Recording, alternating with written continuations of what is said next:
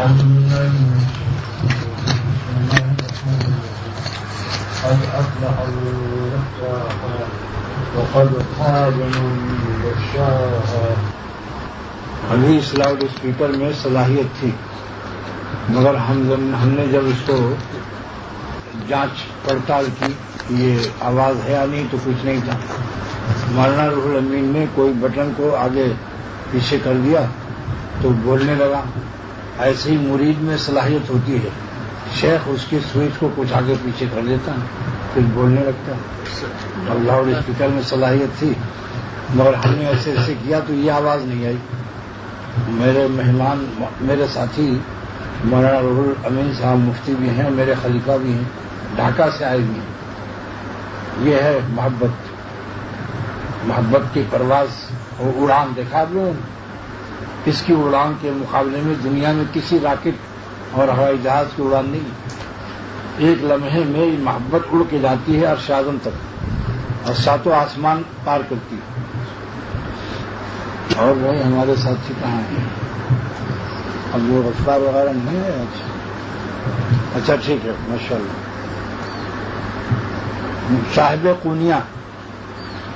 صاحب قونیہ مولانا جلال الدین رومی فرماتے ہیں کہ سیر زاہد ہر ماہ یک روزہ راہ، زاہد خشک ہر مہینے میں ایک دن کی سفر کرتا ہے اللہ کے راستے میں، اور سیر عارف ہر دمے تا تخت شاہ. اللہ والے اور عاشقین جو ہیں ہر سانس میں عرش اعظم، اللہ کے تخت عرش اعظم تک پرواز کرتے ہیں، وہ ساتوں آسمان عبور کرتے ہیں. بلکہ یوں سمجھیے کہ اپنی قلب و جان سے اور ان کی روح عرش اعظم مال مولائی کے پاس رہتی ہے. دنیا میں بظاہر رہتے ہیں. یہاں بظاہر کیوں رہتے ہیں؟ مولانا وہی صاحب قونیہ مولانا جلال الدین رومی فرماتے ہیں کہ اللہ والے جسم کے اعتبار سے اس نیت سے رہتے ہیں کہ تاکہ دوسرے جسم کو اپنے جسم سے کنیکٹ کر کے اور اللہ تک ان کی روح کو پہنچا دیں. رومی رحمۃ اللہ علیہ نے اس کی مثال بڑی پیاری دی ہے کہ کنویں میں 2-3 ڈول گرے ہوئے ہیں. اب ایک آدمی اوپر سے ایک ڈول گراتا ہے اور کنویں کے اوپر اس ڈول کی رسی اپنے ہاتھ میں رکھتا ہے. اس ڈول میں ایسے ایسے لوہے لگے رہتے ہیں تو گری ہوئی ڈولوں کو پھنسا کر نکالتا ہے. لیکن ڈول اس کا تو کنویں میں ہے مگر خود کنویں کے اوپر ہے. ایسے اللہ والے عرش اعظم کے مولا کے پاس رہتے ہیں، جسم کو زمین پر رکھتے ہیں تاکہ دوسری گری ہوئی ڈولوں کو اپنے ساتھ ملحق اور پھنسا کر سب کو اللہ والا بنا دیں. لیکن اگر وہ ڈول کو نکالنے والا انتقال کر جائے اور اس کا ڈول بھی گر جائے، ختم ہو گیا. ڈول تو پہلے ہی سے ہے کنویں میں مگر رابطہ اوپر سے نہیں رہا، انتقال ہو گیا. تو اب دوسرا زندہ آنا چاہیے جو گری ہوئی ڈولوں کو اٹھائے. بس فرماتے ہیں اسی مثال سے معلوم ہوا کہ شیخ کے انتقال کے بعد فوراً دوسرا شیخ کرو جو تمہیں اپنی روحانی اعتبار سے اللہ تک پہنچائے اور جسم سے تمہارے ساتھ ہو، قلب و روح سے اللہ کے ساتھ ہو. تو ایک مسئلہ تو ابھی مل گیا کہ اس میں صلاحیت تھی، سوئچ میں آگے پیچھے کچھ کرنا تھا، وہ مولانا روح الامین نے کر دیا اور یہ اپنی صلاحیت کو ظاہر کرنے لگا. ایسی بانسلی جو بجتی ہے مرکز کی یاد میں، بانس کا جو مرکز ہوتا ہے وہاں سے کاٹ کر کے لوگ اس میں سوراخ بنا کر بجاتے ہیں. کتنی رونے والی آواز نکلتی ہے مگر بانسلی بجانا حرام ہے. مثال دینا اور بات ہے. لیکن میرے شیخ فرماتے تھے کہ بانسلی بجتی ہے جب کوئی بجانے والا بھی سڑک پر پڑی، میدان میں پڑی تو ایک سرا باہر ہو، ایک سرا اس کا کسی بجانے والے کے منہ میں ہو. تو فرماتے ہیں کہ روح کے اندر اللہ تعالیٰ کی محبت کے بہت سے آہ و فغاں اور درد نالوں کی آوازیں موجود ہیں مگر خود نہیں بولتی جب تک کہ روح کی بانسلی کا ایک سرا کسی اللہ والے کے منہ میں ہو اور دوسرا سرا اس کو باہر ہو. پھر چند دن کسی اللہ والے کے ساتھ رہنے کے بعد پھر دیکھو کہ کیسی درد بھری داستاں اور آہ و نالا اور آہ و فغاں اور اشک بار آنکھیں اور تڑپتا ہوا دل اس کو عطا ہوتا. مولانا رومی صاحب قونیہ فرماتے ہیں جب میں صاحب قونیہ کہتا ہوں تو جو قونیہ لوگ گئے تھے ان کے چہرے پر تبسم دیکھتا ہوں، خوشی دیکھتا ہوں۔ صاحب قونیہ معلوم فرماتے ہیں من بہر جمیعت نالا شدم، جہاں بھی کچھ لوگ بیٹھے ہوتے ہیں میں جا کر وہاں اللہ کی محبت میں روتا ہوں۔ جفت خوشحالاں و بدحالاں شدم، اگر اچھے لوگ ہوتے ہیں اللہ والے تو وہاں بھی روتا ہوں تاکہ ان کا تعلق اللہ سے اور قوی ہو جائے، اور گنہگاروں کے پاس بھی روتا ہوں تاکہ ان کو اللہ تعالیٰ کی یاد آ جائے۔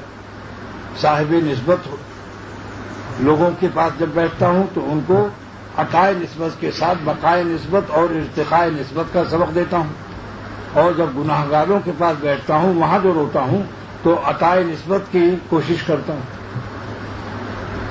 اللہ تعالیٰ کا شکر ہے، ہر ذرہ انسان کے لیے ہدایت بنا دیتا ہے۔ تو اللہ سبحانہ و تعالیٰ ارشاد فرماتے ہیں کہ جس نے اپنے نفس کی اصلاح کر لی،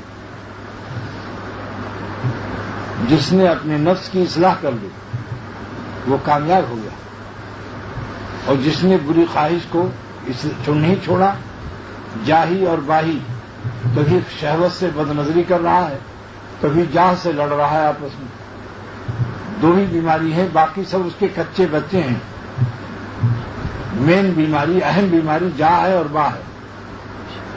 جاہ میں کیا ہوتا ہے؟ غصہ اور اپنے کو بڑا سمجھتا ہے، ہر ایک کے ساتھ ٹوٹو میں کرتا ہے، جس کو بعض علاقے کے لوگ ٹوٹو میں کہتے ہیں۔ سنیغال کا ایک طالب علم پڑھتا تھا، جبریل نام تھا، نام بھی ان کے عجیب ہوتے ہیں۔ جبریل میرے مدرسے میں پڑھتا تھا کراچی میں، جب ٹیلی فون آتا تھا تو کہتا تھا میں جبریل بول رہا ہوں، آدمی ڈر جاتا تو یہ فرشتہ کہاں سے آ گیا؟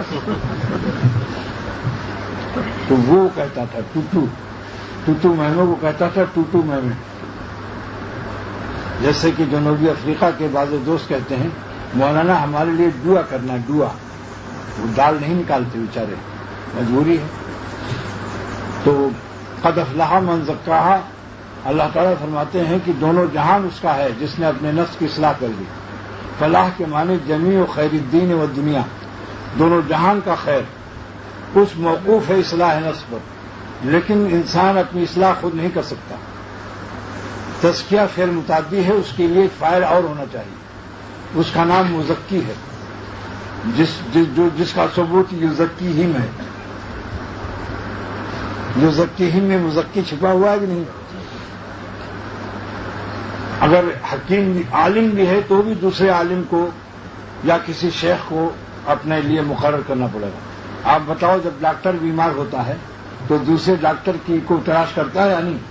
ایک ڈاکٹر کے گردے میں پتھری ہے، خود آپریشن کر سکتا ہے، خود کلوروفارم سے بے ہوش ہو سکتا ہے، بے ہوش ہو جائے گا، لیکن کتنا بے ہوش کیا جائے اس اعتدال پر وہ قائم نہیں رہے گا، یا تو اپنے کو زیادہ بے ہوش کر لے گا، کیونکہ وہ جب وہ بے ہوش کرنے والا پھک کرے گا تو ہو سکتا ہے زیادہ بے ہوش ہو جائے، یا پھر کم ہو کہ آپریشن کی حالت میں اس کی آنکھ کھل جائے۔ ایک آدمی نے کراچی ہاسپٹل میں ڈاکٹر نے اس کو جو بے ہوش کیا تو جتنی دیر تک بے ہوش ہونا چاہیے اس سے کم بے ہوش کیا، تو جب پیٹ اس کا پھاڑا گیا اسی وقت اس کو ہوش آ گیا، اور جب اس نے اپنا پھٹا پیٹ دیکھا کہ پیٹ یوں کھلا ہوا ہے تو اتنا زور سے چلایا مارے ڈر کے کہ جیسے گائے چلاتی۔ تو جو ڈاکٹر بیمار ہو اس کو دوسرے ڈاکٹر سے آپریشن کرانا پڑے گا، اپنے ہاتھ سے چاقو کیسے چلائے گا بھائی؟ اب آپریشن کتنے انچ کرنا ہے، کیا کرنا ہے، اب آدمی لیٹا ہوا ہے اسے تو کچھ نظر نہیں آ رہا۔ تو جس طرح ایک ڈاکٹر کا پتھری دوسرا ڈاکٹر نکالے گا، ایسی ایک مولوی کی پتھری تکبر کی، جاہ کی، شہوت کی وہ دوسرا شیخ نکالے گا، اپنا علاج خود نہیں کر سکتا۔ رائے العلیل علیل، بیمار کی رائے بھی بیمار ہوتی ہے، رائے العلیل علیل، بیمار کی رائے بیمار ہوتی ہے، اور جس نے اپنے نفس کی اصلاح نہیں کی وہ قیامت کے دن فلاح کے خلاف ہوگا، دنیا میں بھی فلاح نہیں پائے گا، آخرت میں بھی فلاح نہیں پائے گا۔ بلی جو ہے، بلی وہ پیخانہ کر کے مٹی ڈالتی ہے، تزکیہ نہیں کرتی کہ وہاں صفائی ہو جائے، مٹی ڈال دیا، پھر اور پیخانہ دوسرے دن پھر مٹی ڈال دیا، یہاں تک کہ پیخانے کا اسٹاک ہو جاتا، اور بڑی خوش رہتی کہ ہم نے خوب چھپایا ہوا ہے اپنا گودام ہے۔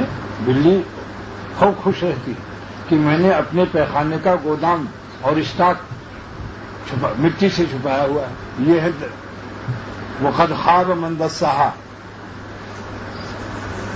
یہ کیا ہے؟ یہ اس کا نام مدسسہ ہے۔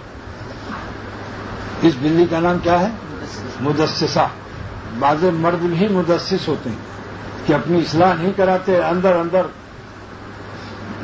خوشی نادانی کی کہ میرا تو کوئی نہیں جانتا، شیخ کو بھی پتہ نہیں ہے کہ میں کیا کر رہا ہوں۔ ایک دن بارش ہوگی، بارش تب مٹی ہٹ جائے گی تو ایسی سخت بدبو آئے گی کہ پھر اس بلی کا وجود بھی آپ نہیں دیکھیں گے، ڈنڈا لے کے دوڑائے گا۔ ایسی سمجھ لو کہ ایک دن الناس ینامون، آدمی سو رہے ہیں، اور جب قبر میں جائیں گے تو پھر انتبہو، پھر ان کی آنکھ کھلے گی کہ ہم کیا کر رہے تھے۔ اس لیے تزکیہ نفس فرض ہے، اور حکیم الامت تھانوی رحمۃ اللہ علیہ فرماتے ہیں کہ بغیر کسی مزکی اور اللہ والے کے اصلاح نہیں ہو سکتی، لہذا مصلح تلاش کرنا فرض عین ہے۔ اللہ والوں کی صحبت کو میں فرض عین قرار دیتا ہوں۔ یہ حکیم الامت کا جملہ ایک دن مجھے ڈاکٹر عبدالحی صاحب رحمۃ اللہ علیہ انہوں نے ہم کو سنایا کہ دیکھو بعض لوگ کہتے ہیں کہ یہ فرض عین نہیں ہے، اصلاح نفس فرض عین ہے، اور فرض عین کا موقوف علیہ ہے اہل اللہ کی صحبت، لہذا اللہ والوں کی صحبت میں بیٹھنا اٹھنا فرض عین ہے۔ اور بزنس میں اتنا مشغول ہونا، اتنا زیادہ کمانا، اتنی زیادہ تجارتوں کو بڑھانا کہ اللہ والوں کے پاس جانے کی فرصت نہ ملے، اگرچہ ساری دنیا کے مفتی اس کو حلال کہیں، اشرف علی اس کو حرام کہتا ہے۔ وجہ کیا ہے؟ وجہ یہ ہے کہ جب اللہ والوں کے پاس جانے کا ٹائم نہیں ملے گا، بزنس پر بزنس، دکان پر دکان بڑھایا جا رہا ہے، تو اس کی آخرت اور وطن، تعمیر وطن اور آخرت خطرے میں پڑ جائے گی، اور آخرت کو خطرے میں ڈالنا حرام ہے۔ لہذا مقدمہ حرام کا حرام ہوتا ہے۔ ایسی تجارت حلال کو بھی فرماتے میں حرام کہوں گا۔ اس لیے دوستو ہر سال تھوڑا سا وقت نکالو اور اپنے اپنے مربیوں کے پاس جاؤ۔ خانقاہ میں ایک صاحب آئے، کہنے لگے کہ آپ جو یہاں تزکیہ کر رہے ہیں یہ ولیوں والا کام ہے، اور وہ آلو بیچ رہے تھے، سبزی فروش تھے، آلو اور گوبھی، ہری مرچی۔ تو میں نے کہا آپ کیا کام کرتے ہیں؟ کہا میں نبیوں والا کام کرتا ہوں، اور بڑے بڑے علماء جو خانقاہوں میں بیٹھے ہیں یہ ولیوں والا کام کر رہے ہیں۔ میں نے کہا آپ کا روزی کیا ہے؟ آپ عالم ہیں؟ کہا عالم نہیں ہوں، میں آلو بیچتا ہوں، سبزی بیچتا ہوں۔ تو میں نے کہا کہ کیا آلو بیچنے سے ایک چلہ لگانے کے بعد آپ علماء سے افضل ہو گئے نبیوں والے کام سے؟ اور ہم لوگ گئے گزرے 10 سال تک جو پڑھتا ہے مولوی، 10 سال تک پڑھتا کہ نہیں، اس کا چلہ ذرا جمع کرو، کتنا چلہ ہوا؟ علم دین کا چلہ نہیں ہے، یہ میں چلہ کر اعلان کر رہا ہوں کہ علم دین کا زمانہ جو گزرتا ہے یہ بھی چلہ ہے اس کا، 10 سال کا۔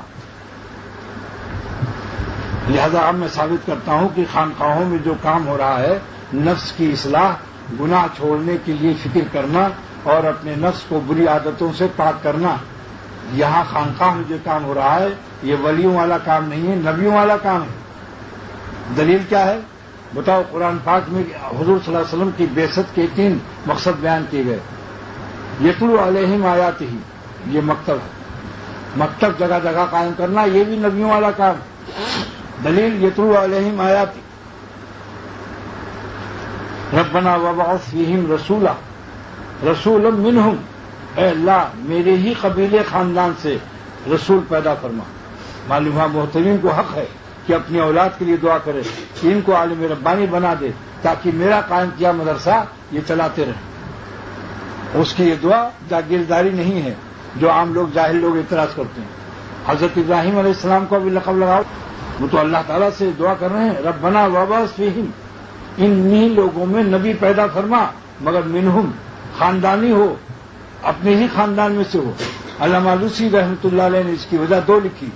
کہ جب اپنے خاندان کا بچہ نبی ہوگا تو خاندان والے اس کی بات مانیں گے، اور وہ نبی بھی اپنے خاندان کا سمجھ کر زیادہ اصلاح کی فکر و ہدایت کرے گا۔ مفتی شفیع صاحب رحمۃ اللہ علیہ کے 2 لڑکے جب عالم ہوئے تو شاہ عبد الغنی رحمۃ اللہ علیہ کی خدمت میں حاضر ہوئے اور فرمایا کہ میں اپنے دونوں بیٹوں کو اپنے ہی دارالعلوم میں استاد رکھنا چاہتا ہوں کہ اپنے خاندان والوں کو جاگیر دے رہے ہیں۔ فرمایا کہ لوگوں کو بکنے دو، آپ دونوں کو مدرسے ہی میں اپنے استاد بنا دو۔ جو غم و فکر ان کو اپنے باپ کے مدرسے کی ہوگی وہ فوکٹ والوں کو نہیں ہوگی جنہوں نے گفٹ پایا ہوا ہے۔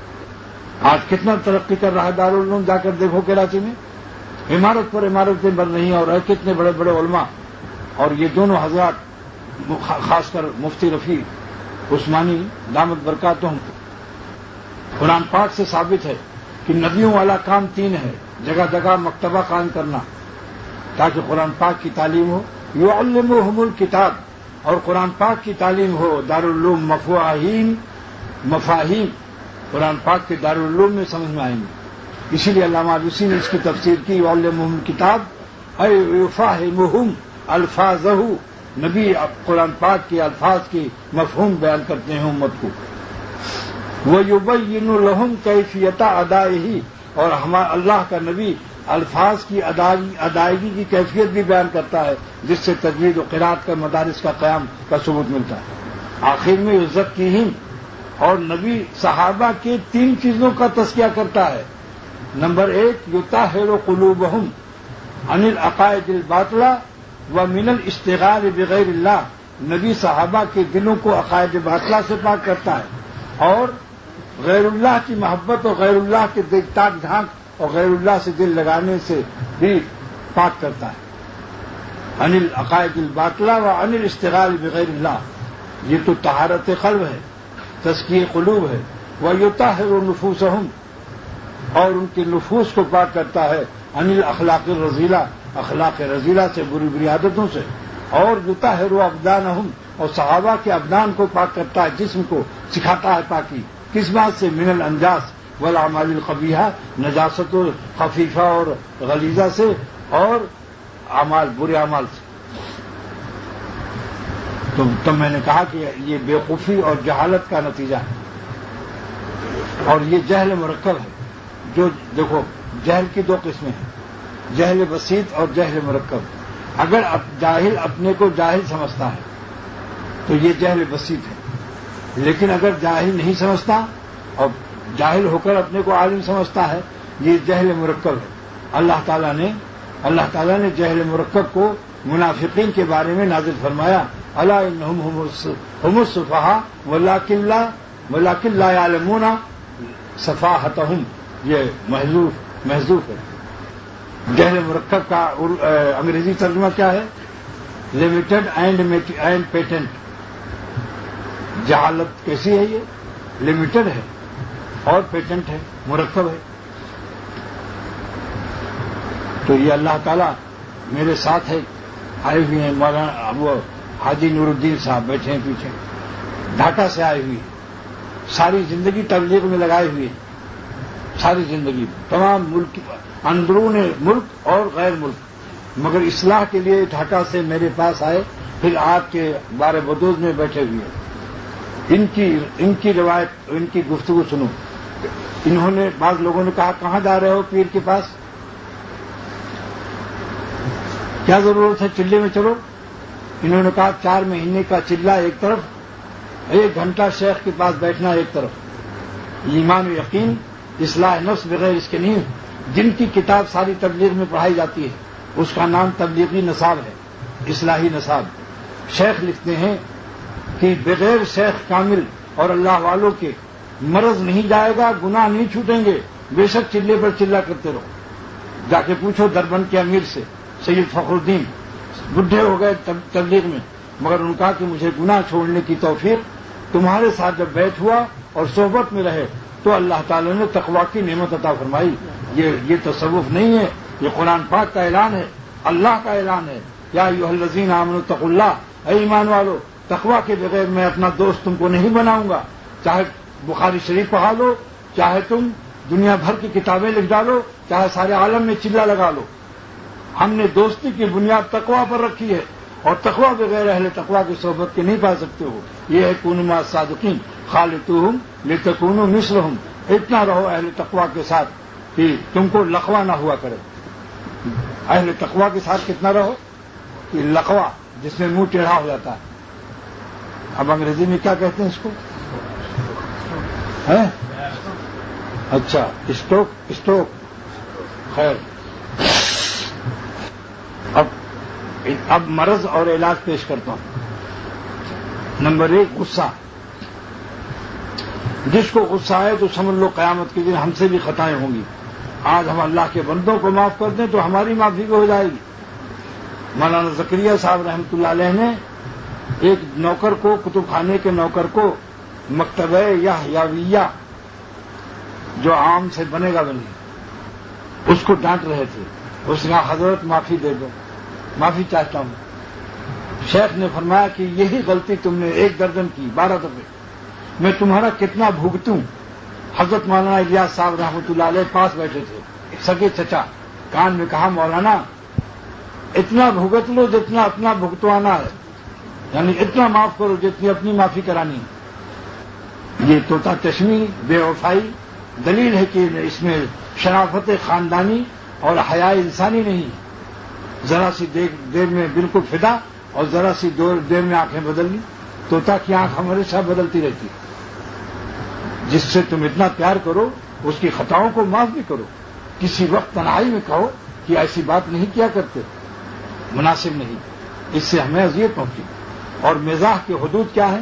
بعض لوگ کہتے ہیں ہم تو ہنسی کر رہے تھے۔ ہنسی اور مزاح کے جائز ہونے کی 3 شرطیں ہیں۔ ہنسی مذاق کے جائز ہونے کی 3 شرطیں ہیں، ورنہ حرام ہے یہ مزاح ہنسی، سمجھ لو۔ نمبر 1 کی قلیل ہو، قلیل کم ہو۔ ہر وقت ہنسی کرنے سے، ہر وقت ہنسی مذاق کرنے سے چہرے کا روب نہیں رہے گا، اکرام انسانیت نہیں رہے گی، لوگ اس کو ذلیل سمجھیں گے۔ نمبر 1 بھائی نمک ہے، نمک زیادہ ہونا چاہیے یا بقدر ضرورت۔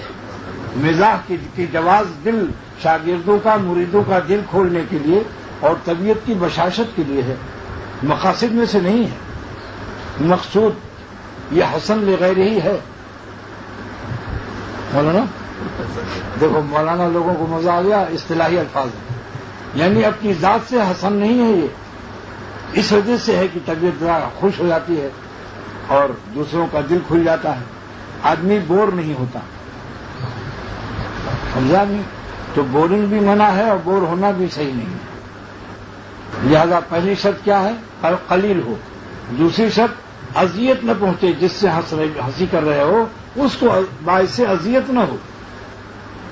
اب کسی محتمین کو کوئی جا کر کہے، مولانا بھی فرماتے ہیں کہ متہم کم کن بدزدی شاہراہ، شاہ کو چوری کا الزام مت لگاؤ۔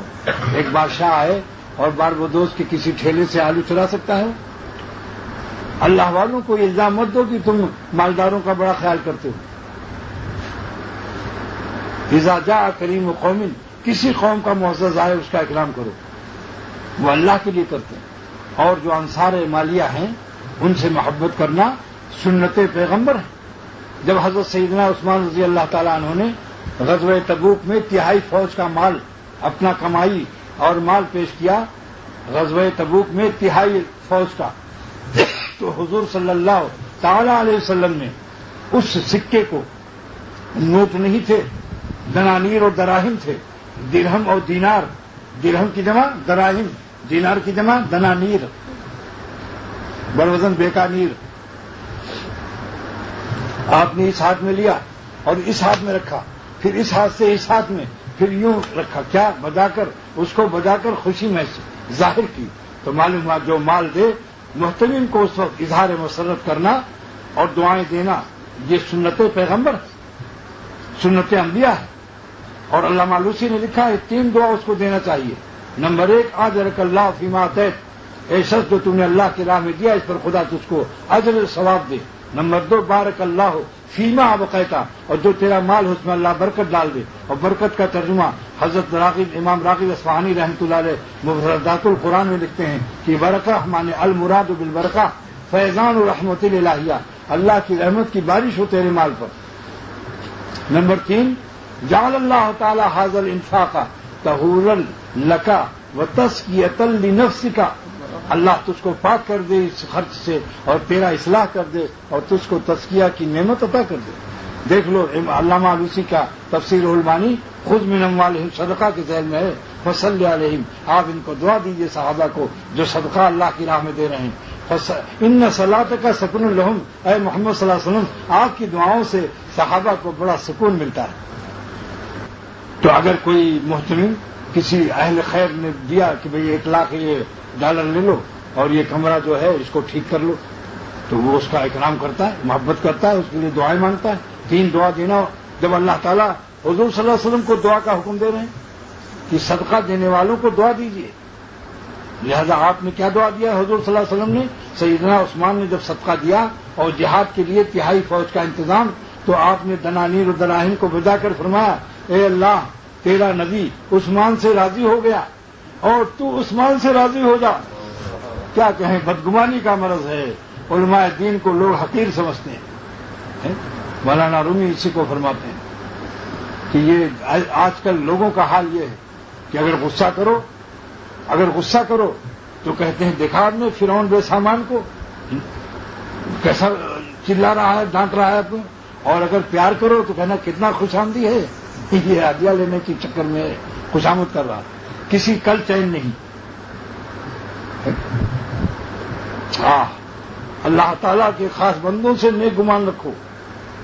متہم کم کن بدزدی شاہرہ، وہی صاحب قونیہ جلال الدین رومی فرماتے ہیں کہ بادشاہوں کو چوری کا الزام مت لگاؤ، وہ مولائے کائنات کو رکھتے ہیں، کائنات کے خزانے ان کی نگاہوں سے گرے ہوئے ہیں، کیا سمجھتے ہو ان کو؟ اور عیب کم گو بندے اللہ رو، عیب کم گو بندے اللہ را، متہم کم کن بدزدی شاہرہ۔ میرے شیخ نے جب مجھے مثنوی پڑھائی تو فرمایا کم کے معنی نفی مطلق کے ہیں، انہیں بھی تھوڑا تھوڑا کر لیا کرو۔ الحمدللہ کہ میں نے مثنوی پڑھی اپنے شیخ سے، میرے شیخ نے پڑھی مثنوی شاہ حکیم الامت تھانوی سے، حکیم الامت تھانوی نے پڑھی حاجی امداد اللہ صاحب رحمۃ اللہ علیہ سے، یہ ہماری سند ہے۔ تو مزاح کی 3 شرطیں یاد کر لو، ایک تو کم کرو ورنہ پھر کسی نہ کسی دن لڑائی ہو جائے گی۔ مزاح کو قلیل رکھو، کم، کبھی کبھی دل بہلانے کے لیے کر دیا۔ نمبر 2، مزاح میں جھوٹ نہ ہو، مزاح میں جھوٹ نہ ہو۔ اب آج کل کیا کرتے ہیں، جوتا چرا کے کہیں رکھ دیا، اب بیچارہ تلاش کر رہا ہے، اب ہنس رہے ہیں، کیسا الو بنایا، شیطان نے تم کو الو بنایا، مسلمان کو اذیت پہنچا کر حرام کام کر رہے ہو اور کہہ رہے ہو کہ واہ واہ کیسا الو بنایا، تلاش کر رہا ہے جوتا، چور کہیں کا نالائق۔ مولانا گنگوہی رحمۃ اللہ علیہ کے یہاں ایک چور مرید ہوا ہے، چور توبہ کر لیا، اس کے بعد پھر جب چوری کو تقاضا ہوتا تھا تو نمازیوں کا جوتا ادھر ادھر کر دیتا تھا، چوراتا نہیں تھا، اس کا ادھر رکھ دیا، اس کا ادھر رکھ دیا۔ اب جب نماز سے نکلے تو سب ڈھونڈ رہے ہیں، تو اس کی شکایت گئی، مولانا گنگوہی نے کہا ایک بچہ مقرر کرو۔ جب اس دیکھا تو بچے نے کہا حضرت یہ ہے آدمی، تو فرمایا بھائی تم کیوں یہ کیا حرکت کرتے ہو، چوری سے توبہ کی، میرے مرید ہو کر مسلمانوں کا جوتا ادھر ادھر کیوں کرتے ہو؟ اس نے حضرت چوری کا ایک پرانا مجرم ہوں، جب چوری کا شدید تقاضا ہوتا ہے دل میں تو میں تھوڑا سا جوتا ادھر ادھر کر کے پھیرا پھیری کر لیتا ہوں، ورنہ اگر آپ اس کو منع کریں گے تو میں چوری شروع کر دوں گا۔ تو چوری سے جو کمتر گناہ ہے، ذرا سا آپ اپنے مریدوں کو کہہ دیجئے تھوڑی سی تکلیف برداشت کر لیں، اس دن کے بعد انشاءاللہ میں ہیرا پھیری سے بھی توبہ کر لوں گا، آہستہ آہستہ پرانی عادت جاتی ہے۔ تو آپ نے فرمایا نمازیوں سے کہ تھوڑے دن برداشت کر لو، ناز اٹھا لو، تو مزاح کرو، ہنسی کم کرو، اور جھوٹ بھی نہ ہو، کذب نہ ہو اس میں، ورنہ حرام ہو جائے گا مزاح بھی۔ اور نمبر 3 کیا ہے کہ اذیت نہ پہنچے، اس شرط سے مباح ہے ہنسی تک مزاح، اس شرط سے جائز ہے کہ مخاطب کو اذیت نہ پہنچے۔ اگر آپ نے غلطی سے حد سے بڑھ گئے، کسی ایسے عنوان سے مزاح کیا کہ اس کو تکلیف پہنچی، تو آپ پر فرض ہے کہ اس کو راضی کرو، آئندہ کے لیے عہد کرو کہ آئندہ سے ہم مذاق کم کریں گے اور صحیح کریں گے اور باعث اذیت نہیں، آپ کا دل خوش کر دیں گے۔ جب دل خوش ہوتا ہے وہ مزاح جائز ہے. ایک مرض کا علاج ہو گیا. اب دوسرے مرض کا غیبت ہے. آج کل غیبت کا مرض ہے. باربدوز میں بیٹھے ہیں, گجرات والے کی غیبت ہو رہی, تبصرہ تنقید ہو رہا, فلانا ایسا ہے, فلانا ایسا ہے. اس کے لیے بھی آپ کو گجرات جانے کی ضرورت نہیں ہے. غیبت کا مسئلہ حکیم الامت تھانوی رحمۃ اللہ علیہ نے الطرائف والذرائف میں لکھا ہے کہ جس کی غیبت کی ہے, اگر اس کو اطلاع نہیں ہوئی انگلینڈ والے کی غیبت, اور آپ باربدوز میں بیٹھے ہو, تو انگلینڈ جا کر معافی مانگنا ضروری نہیں, خط لکھنا بھی ضروری نہیں. جب اس کو اطلاع ہو جائے گی تب اس سے معافی مانگنا واجب ہے, اور جب تک خبر نہیں اس کو تکلیف نہیں پہنچی.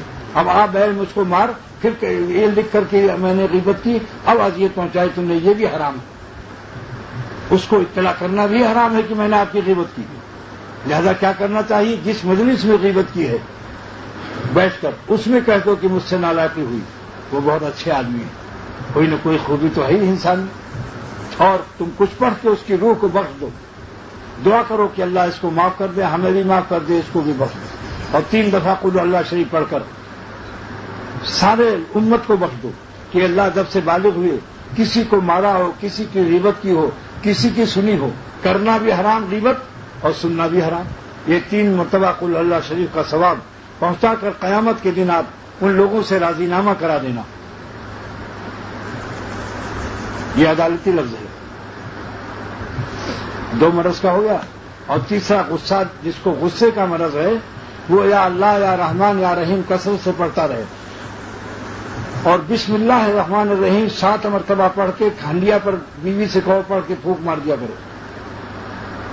اور یا سبوح یا قدوس یا غفور یا ودود 4 نام, یا سبوح یا قدوس یا غفور یا ودود 4 نام کو پڑھ کر ہر نماز کے بعد دعا کرے کہ اللہ میری مزاج میں شان رحمت و محبت غالب فرما, اور مجھے بیوی کے ساتھ محبت سے پیش آنے کی توفیق دے.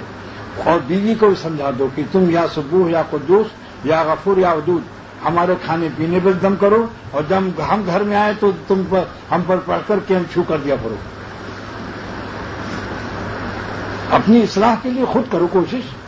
بیوی کے لیے تعویذ بھی لاؤ کہ ہمیں غصہ آ جاتا ہے تو میں بیوی کو ستا دیتا ہوں, کوئی تعویذ دے دو, تب معلوم ہو کہ آپ سچے اللہ والے, کہ آپ بیوی پر ظلم نہیں کرنا چاہتے, آپ فکر ہے آپ کو. انشاءاللہ اللہ تعالیٰ کی مدد آ جائے گی. اور ایک مراقبہ بھی کرو کہ جس طرح ہماری بیوی ہمارے قبضے میں ہے, ہماری بیٹی بھی کسی کے قبضے میں ہے. اگر ہماری بیٹی پر داماد ظلم کر دے تو ہم فوراً اپنے بزرگوں سے دعائیں لیتے ہیں, تعویذیں لیتے ہیں. آپ بھی تعویذ لو, یہ بھی تو کسی کی بیٹی ہے, یہ خود سے تھوڑی زمین سے نکل آئی ہے, یہ کوئی خضر و پودا نہیں ہے, یہ بھی کسی کی پالی ہوئی, کسی نے 18-20 سال پالا ہے ماں باپ نے, اپنا جگر کا ٹکڑا تمہیں دے دیا ہے, اور تم ہر وقت اس کے جگر پر گھونسے لگا رہے ہو. جب ماں باپ کو سخت صدمہ ہوتا ہے. اگر بیٹی جا کر گھر میں اپنے ماں باپ کے ایک قطرہ آنسو گرا دے کہ ابا آپ نے انتخاب صحیح نہیں کیا, مجھے ایک ظالم کے سپرد کر دیا, رات بھر رولاتا ہے مجھ کو, تو بتاؤ اے لوگوں, اپنے سینوں میں دل رکھنے والوں, سچ سچ بتاؤ نیند حرام ہو جائے گی یا نہیں, غم ہوگا یا نہیں؟ اس لیے کوشش کرو. اگر ماں باپ بھی مر چکے ہیں تو اللہ تعالیٰ رب العالمین دیکھ رہا ہے کہ میری بندی کو کس طرح رکھتا ہے. حکیم الامت تھانوی رحمۃ اللہ علیہ نے ایک بڑے عالم مفتی محمد حسن امرتسری رحمۃ اللہ علیہ کو بیعت نہیں کیا جب تک کہ ان کی بیوی سے سرٹیفکیٹ نہیں پیش کیا. فرمایا جاؤ بیوی سے لکھوا کے لاؤ کہ یہ ملا مجھ کو آرام سے رکھتا ہے جب مرید کروں گا. اتنے بڑے عالم تھے, معقولات و منقولات کے جامع تھے. غصے کا علاج ہو گیا. اب ریا دکھاوا جو ہے, ایک آدمی یہاں اشراق پڑھ رہا, سب دیکھ رہے ہیں نہیں, دیکھنے سے ریا نہیں ہوتا, دکھانا اور ہے اور دیکھنا اور ہے. 1 کروڑ آدمی آپ کو نماز میں دیکھ لیں, ہرگز ریا نہیں. جب تک آپ نیت نہ کریں کہ اللہ میں آپ کے لیے نہیں پڑھ رہا ہوں, دوستوں کو دکھا رہا ہوں, مالدار لوگ آئے ہوئے ہیں مدرسہ دیکھنے, ان کو دکھانے کے لیے اشراق پڑھ رہا ہوں, اور روزانہ تو سبحان ربی العظیم 3 دفعے پڑھتا ہوں, اللہ میاں 7 دفعے پڑھوں گا تاکہ وہ ہم کو بزرگ سمجھ کر موٹی رقم پیش کرے, موٹی. تو یہ ریا ہوگا یا نہیں بولو؟ اس لیے اللہ کو اگر کوئی شخص مخلوق کی نیت نہ کرے, مخلوق کی نیت نہیں کرتا مگر اللہ میاں کی بھی نیت کرنا بھول گیا, اور جاتے ہی اس نے کہا اللہ اکبر نماز فجر کی, مگر اس کو اللہ تعالیٰ کی بھی یاد نہیں آئی اور مخلوق کی نیت نہیں کی. تو حضرت تھانوی رحمۃ اللہ علیہ فرماتے ہیں کہ یہ بھی مخلص ہے کہ جب مخلوق نہیں ہے تو اللہ ہی اللہ ہے. یہ ایک معمولی علم نہیں ہے، علم عظیم ہے کہ جب الہ نہیں ہے تو الا اللہ ہی الا اللہ ہے. اس لیے اللہ تعالیٰ نے پہلے باطل خداؤں کو دل سے نکالنے کا حکم دیا کہ کہو لا الہ. یہ اولئک آبائی فجینی بمثلہ، معمولی علم نہیں ہے مولانا. غیر اللہ کی نیت مت کرو، کوشش تو ہی کرو کہ حاضر کر لو دل کو کہ اللہ کے لیے پڑھتا ہوں. لیکن اگر اس وقت ذہن میں جلدی میں گھبراہٹ میں وضو کر کے آیا جماعت کھڑی ہے تو بھی اخلاص ہے. غیر اللہ کی نیت مت کرو. تو ریا کی تعریف شرعی کیا ہے؟ حکیم الامت تھانوی رحمۃ اللہ علیہ نے لکھا ہے ریا کیا چیز ہے؟ المراعات فی العبادات لغرض دنیوی، کسی دنیاوی مطلب کے لیے دکھاوا کرنا. اور اگر دین کے لیے کوئی دکھاوا کر دے تو وہ ریا نہیں. مثلا زکوٰۃ علی الاعلان دے دیا ایک شخص نے، مسجد میں کھڑے ہو کر یہ زکوٰۃ ہے تاکہ سب کو زکوٰۃ کی توفیق ہو، یہ ریا نہیں. شیخ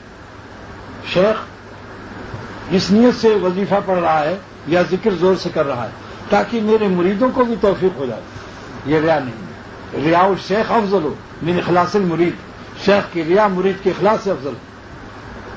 اس پر اجماع ہے اولیاء اللہ کا اور صوفیاء کرام کا. اب تکبر کیا ہے؟ اپنے کو بڑا سمجھنا اور کسی کو حقیر سمجھنا، حق بات کو قبول نہ کرنا اور پوری دنیا میں کسی کو حقیر سمجھنا. غمط الناس و بطر الحق، کسی کو حق بات کو قبول نہ کرنا کہ ہم نہیں مانتے مولویوں کی سب باتیں، یہ متکبر پلے درجے کا متکبر ہے. اور غمط الناس، کسی انسان کو حقیر سمجھنا، کافر کو بھی حقیر سمجھنا جائز نہیں. اس کے کفر سے نفرت واجب اور نکیر واجب مگر تحقیر حرام. کیا معلوم کہ کلمہ پڑھ لے مرتے وقت؟ بولیے. مولانا قاسم نانوتوی رحمۃ اللہ علیہ فرماتے ہیں کہ میں نے ایک بنیا کو دیکھا، ہندو بنیا کو جنت میں ٹہل رہا ہے. پوچھا لالا جی تم کیسے آ گئے؟ لالا جی بنیا بقال ہندو کیسے تو جنت میں آ گیا؟ اس نے مولوی جی مرنے سے پہلے کلمہ پڑھ لیا تھا آپ لوگوں کا، لا الہ الا اللہ محمد رسول اللہ. تو ہے جو کافر رہا بخاری، پھر وہی صاحب خونیا. میاں عبد الغفار دیکھو بھائی، گردن میں جھکایا کرو اور ادھر بیٹھو ادھر اور سامنے آؤ. گردن جھکا کے مت سنا کرو ورنہ پھر آپ عرش اعظم پر رہو گے، جسم یہاں رہے گا اور ہمیں آپ کے جسم کی ساتھ ساتھ آپ کی روح کی بھی ضرورت ہے. کافر رہا بخاری من گرید، کسی کافر کو حقارت سے مت دیکھو کہ مسلمان بودنش باشد امید، کہ ہو سکتا ہے مسلمان ہو کے مرے، لیکن کفر سے نفرت کرو. اس کی مثال کوئی کہے صاحب بہت مشکل ہے کہ ہم کفر سے نفرت بھی نہ کریں، کفر سے نفرت بھی کریں اور اس کو حقیر نہ سمجھیں، یہ تو بڑا مشکل ہے. حکیم الامت نے فرمایا بہت آسان ہے. ایک شہزادہ حسین خوبصورت چاند کی طرح چہرہ روشنائی لگا کے آ جائے تو آپ روشنائی سے نفرت کرو گے یا چہرے سے؟ کیونکہ ہو سکتا ہے ابھی منہ دھو کر کے پھر آ جائے. توبہ کر سکتا ہے آدمی. یہ کیا ہو گیا علاج تکبر کا. اور 2 جملے سے تکبر کا علاج کرتے رہو. اس کیسٹ کو رکھ لینا، آج کی کیسٹ اصلاح اخلاق ہے. لاکھوں عبادت کے باوجود انسان ولی اللہ نہیں ہوگا جب تک ان اخلاق کی اصلاح نہ ہو. 2 جملہ جو کہے گا انشاءاللہ تکبر نہیں ہوگا اور تکبر سے پاک ہو جائے گا. نمبر 1، اے اللہ میں سارے مسلمانوں سے کمتر ہوں فی الحال، تمام عالم کے مسلمانوں سے کمتر ہوں فی الحال، کیونکہ نہیں معلوم کس مسلمان کی کیا ادا آپ کو پسند آ گئی ہو اور میری کیا ادا آپ کو ناپسند ہو گئی. عقل تسلیم کرتی یا نہیں؟ بتاؤ. ایک آدمی نے قبر پر مٹی ڈالی، اللہ نے اس مٹی کو قبول کر لیا. جب مر گیا تو ایک بزرگ نے خواب میں پوچھا کہ ما فعل ربک، تیرے رب نے تیرے ساتھ کیا کیا؟ ما فعل ربک بکا، تیرے ساتھ کیا معاملہ ہوا؟ اس نے کہا اللہ تعالیٰ نے فرمایا پہلے مجھے میرے عمل جو ہے وہ نیکیاں کم پڑ گئی تھی، میری نیکی کے پلے پر تھیلی گری ہم سے، فوقات فیہا سرۃ، میں نے پوچھا اور وزن بڑھ گیا نیکیوں کا. میں نے پوچھا خواب ہی میں کہ یا اللہ آج ہو گیا. 2 جملہ میں نے عرض کیا تھا. نمبر 1 کیا ہے کہ اللہ سے روزانہ کہو اے اللہ ساری دنیا کے مسلمانوں سے میں کمتر ہوں فی الحال. نمبر 2 ساری دنیا کے کافروں سے اور جانوروں سے بھی کمتر ہوں فی المعال، یعنی خاتمے کے اعتبار سے میں ابھی کمتر ہوں. جب میرا خاتمہ اچھا ہو جائے گا تب پھر میں خوشیاں مناؤں گا. شیخ عبد القادر جیلانی بڑے پیر صاحب رحمۃ اللہ علیہ فرماتے ہیں ایما تو سلامت بلب گور برین. اے دنیا والو، شیخ عبد القادر جیلانی بڑے پیر رحمۃ اللہ علیہ کو تم لوگ کیا سمجھتے ہو؟ جب ایمان کو قبر میں لے جاؤں گا، ایما تو سلامت بلب گور برین، جب قبر میں ایمان کو سلامتی سے لے جاؤں گا، احسن تو بنی چستی و چالاکی ماں، پھر میں اپنے تہجد پر اور اپنی نیکیوں پر خوشی مناؤں گا. ابھی تو ڈر رہا ہوں کہ خاتمہ نہ جانے کیسا ہوگا. بتاؤ. تو ریا کا علاج بیان ہو گیا، تکبر کا علاج بیان ہو گیا، غصے کا بیان ہو گیا، اور مزاح کے مسائل بیان ہو گئے. یہ نفس کی اصلاح کی باتیں نہیں ہیں. دونوں جملہ یاد رہے گا. کبھی کبھی اللہ سے کہو بھی زبان سے کہ اللہ سارے مسلمانوں سے میں کمتر ہوں فی الحال، اور دلیل یہی کہ معلوم نہیں کس کی ادا کیا آپ کو پسند ہو اور میری کیا حرکت آپ کے نزدیک بہت ہی وہ لکھ دیا گیا ہو. تحسبون حینوں وہو عند اللہ عظیم. تم لوگ بعضی غلطی کو معمولی سمجھتے ہو، اللہ کے یہاں بڑی بھاری ہوتی. اور کافروں سے، جانوروں سے، کتے سے کمتر ہوں کہ نہیں معلوم خاتمہ کیسا ہونے والا. اگر خاتمہ خراب ہو جائے تو کتے اور سور سے کمتر ہوا یا نہیں؟ کیونکہ کتوں کا حساب نہیں. اصلاح اخلاق کا مضمون آج یہ کیسٹ لے لینا، خاص کر جن کو اپنی اصلاح کی فکر ہے، اس کو رکھو. اور اللہ اللہ گو برو تا سقف عرش، ذکر اللہ کر لیتے رہو، اور پہلے اللہ پر جل جلالہ واجب ہے. تھوڑا سا اللہ کا نام لے لو، بڑا پاور، بڑی ٹانک، بہت روحانی طاقت آتی ہے. آدمی کو اڑا دیتا ہے. بہت بڑا نام ہے مالک کا. کل میں نے سمندر کے کنارے جو تھوڑی دیر ذکر کیا تھا اس کے کیسٹ لے لو. اس میں ایک طریقہ جس کو میرا پسند آئے اس طریقے سے اللہ اللہ کر لو، اور کسی کو کوئی اپنا طریقہ پسند ہو تو وہ بھی پابندی ضروری نہیں. فریاد کی کوئی لے نہیں ہے، نالا پابند نہ نہیں ہے. فریاد کی کوئی لے نہیں ہے، فریاد کی کوئی لے نہیں ہے، نالا پابند نہ نہیں ہے.